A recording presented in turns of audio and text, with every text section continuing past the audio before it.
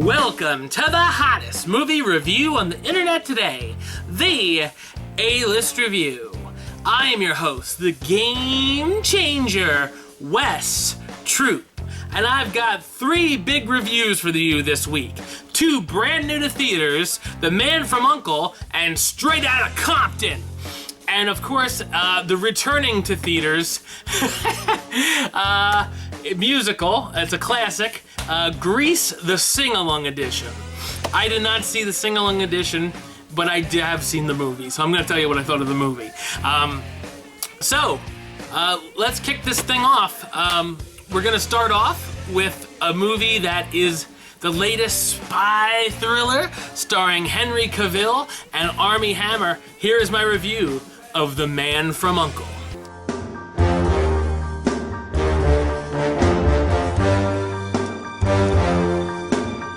Taking place in the early 60s during the days of the Cold War, an American CIA agent and a Russian KGB agent must work together in order to stop a secret organization from completing a nuclear warhead. They are joined by a young woman whose father happens to be a scientist who was kidnapped to create the weapon. All 3 have to get along in order to save the world as we know it. So what did I think of The Man From U.N.C.L.E.? I thought it's a smart and stylish spy film based on the 1960s television show. First off, there are some incredibly entertaining action sequences, including a car chase and brawl between the 2 agents to kick off the film. There's also a fun boat chase which is one of a number of scenes which goes a creative, different direction than you'd expect. There's also a pretty disturbing torture scene that ends up being rather wacky. The story has what any good spy movie should have, twists and turns. We don't know which characters we can really trust and what characters should trust each other. Henry Cavill stars as Napoleon Solo, a smarmy former crook turned secret agent who enjoys working alone. Armie Hammer as Ilya Kuryakin, the Russian agent with some serious anger issues posing as an architect. The duo have really good chemistry and pull off the partnership with ease. Also in the cast, Alicia Vikander as Gabby Teller. You may remember her from Ex Machina earlier this year. Oh yeah. The daughter of the kidnapped scientist who must pose as Ilya's fiancé. Hugh Grant as Waverly, the head of U.N.C.L.E. Elizabeth Debicki as Victoria Vinciguerra, the femme fatale with an evil plan. Luca Calvini as Alexander, Victoria's husband who has her eye on Gabby. Yeah, I probably butchered half of these names, but whatevs. And Jared Harris as Sanders, Solo's boss who makes sure he doesn't mess things up. At the end of the film, there's a tease for a sequel, which I would easily welcome.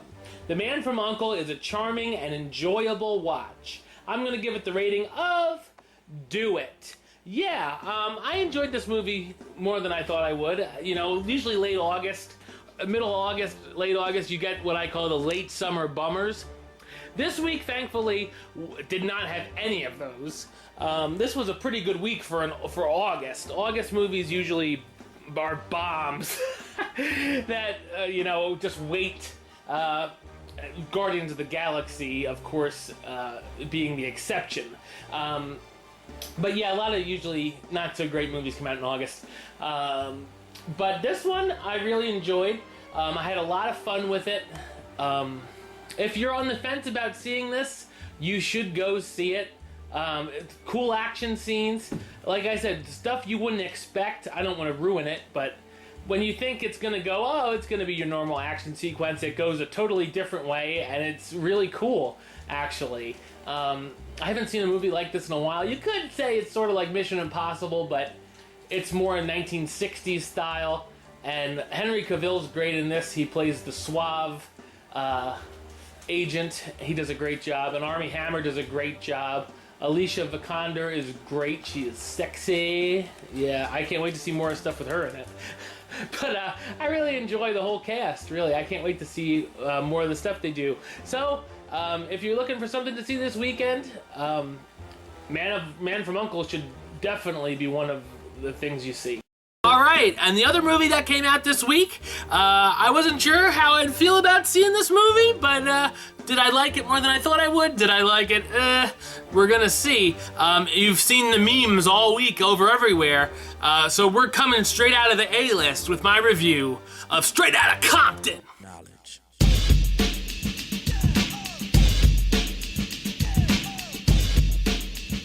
Biopic of the popular and influential rap group from the late 80s and early 90s called N.W.A, showing how they got together, the ups and downs while they were a group, their breakup, and a tragic ending to what could have been. So what did I think of Straight Outta Compton? I thought it's a well-made drama. I was not familiar with the story of the group, which actually made it more interesting because I didn't know exactly how things would turn out. I also didn't really have any expectations, good or bad, but came out pleasantly surprised. The film starts out with an intense drug raid scene, bringing us into the world of the characters. It also showcases the issues the musicians had with racist policemen who pulled them over or confronted them just based on the color of their skin. This is still obviously a very current subject 20-some years later. We also see a riot that occurred at a Detroit performance when the police told the group not to sing a certain song, F the police, but they did it anyway. The Rodney King beatings are also shown and discussed throughout as well. The film covers some of the wild parties the boys had to their breakup, where some of the members were screwed over money-wise and end up going solo. There are some sad and serious scenes that have just the right amount of drama. Surprisingly, there are some lighter moments as well that made me laugh out loud. Legit lol. Other than the main rappers, there's also a few other icons being portrayed, including Snoop Dogg and Tupac. The cast does a great job, starring O'Shea Jackson Jr., who's Ice Cube's real son, playing Ice Cube, the beat writer who pens songs for the group and also raps, Corey Hawkins as Dr. Dre, one of the most famous producers and DJs of all time, Jason Mitchell as Eazy-E, the rapper who is the most famous of the group at first, Aldous Hodge and Neil Brown Jr. as MC Ren and DJ Yella, the other two members of the group, Paul Giamatti as Jerry Heller, N.W.A.'s sleazy manager, and R. Marcos Taylor as Suge Knight, the crazy producer who strikes up a deal with Dre. Even if you don't know much about the N.W.A, it's worth giving Straight Outta Compton a watch, as it's one of the best musical biopics in recent memory. I'm going to give it the rating of Do It. Yeah, like I said, I had no expectations. I had no clue if I was going to like this, hate this. I had no idea. I thought it might be a VH1 Behind the Music special type thing. I didn't know how it was going to be, but I actually enjoyed this. I was not sure if I was in the real target audience for this movie. I thought, but to my surprise, evidently the target audience is a lot more exponential than I thought. It's a lot bigger than I thought. Because there were older people. There was a 60-year-old white man bobbing his head to the songs. He knew the songs, and I'm like, oh my god. There were old white ladies. There were 5-year-old kids. Please don't take your 5-year-old children to see this. It is very much an R-rated movie. Let's just say that. Yeah, don't take, just like I wouldn't take them to see Ted 2. Don't take them to see that either. Get a babysitter. Watch it at home when they're in bed. Wait a few months till it comes on DVD. You don't need to take your kids to see R-rated movies like that when they're 5 years old. Heavy R. Whatever. I'm not going to turn this into parenting class, but yeah. Straight Outta Compton, I really enjoyed it. The performances are great. I've never seen these actors before that I know of. Ice Cube's son looks just like Ice Cube, and it's kind of freaky. And the guy that got to play Dr. Dre looks a lot like Dr. Dre. Those were the two that I knew. Ice Cube, obviously, from his music, a little bit of his music, and of course his movies. And Dr. Dre I just knew because how could you not know who Dr. Dre is? But I had never really heard of the others. I might have heard of Eazy-E in passing, but I literally had no idea how this story ended up. So if you don't know who they are, still check it out. It's not a rap movie, really. It's not about their music. It is, but it isn't. They play their music, but it's not like a musical. Their music is obviously played, but not, you know, oh, here's a whole performance. Here's a whole 20-minute concert. It's not like that. This is a well-made, not documentary, but a biopic about some rap legends. So if you are a fan of theirs, definitely see this. If you're not a fan of theirs, I still urge you to check this out because it's a good movie overall. Alright, and finally, coming back to theaters for just a couple days, is a sing-along version of a very famous musical. You may have heard of this movie. Here's my review of Grease.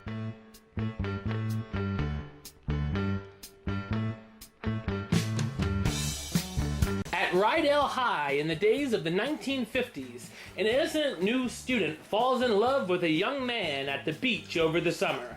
She's surprised to learn he attends her new school, but when they bump into each other, he's with his gang of friends known as the T-Birds, and blows her off to look cool.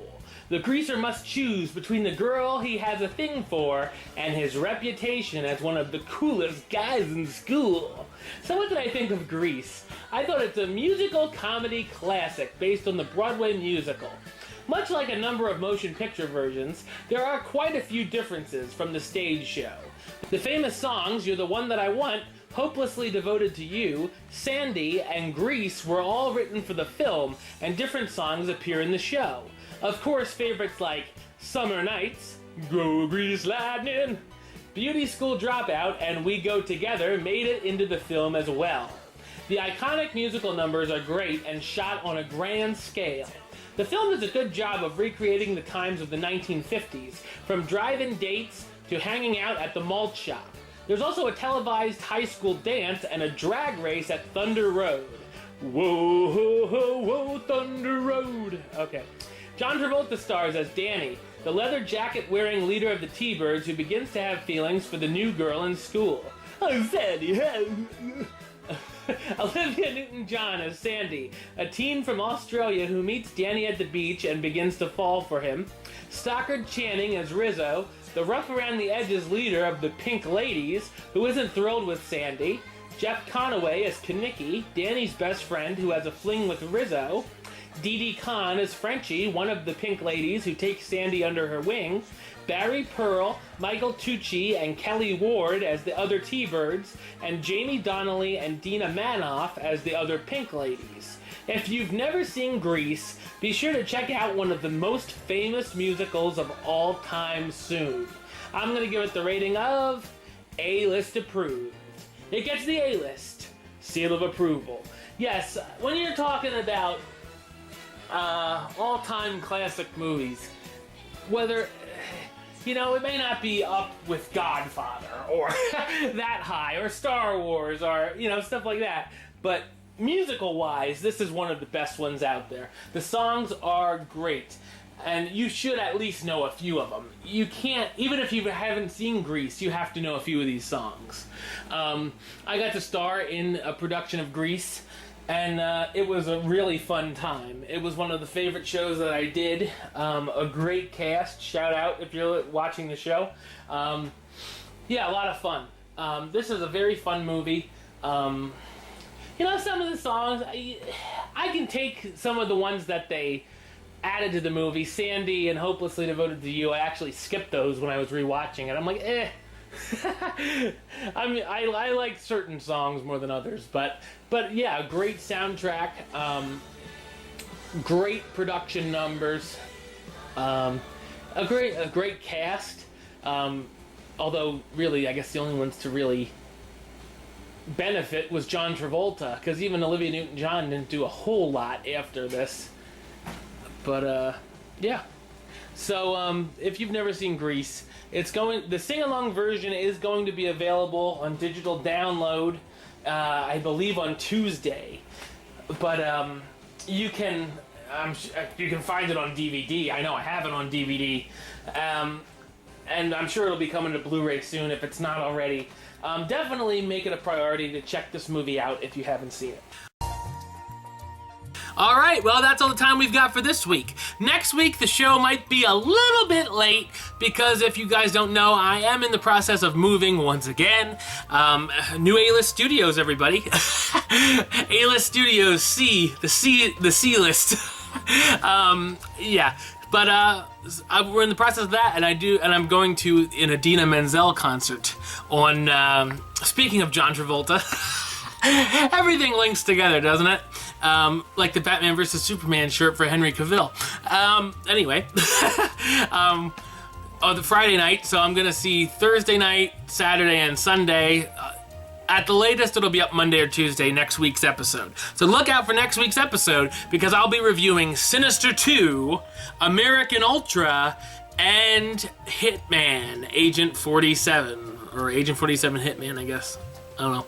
Anyway, until next time, don't forget to subscribe right here on YouTube. YouTube.com/WestsideOf515. You can like the Facebook page, Facebook.com/WestTroopAlist. Follow on the Twitter and the Instagram @WesAlist. And you can buy my book, The A-List Review 2014 Movie Review Yearbook. Over 150 reviews. Only $10. Contact me through Facebook or Twitter if you're interested. Until next time, Troop.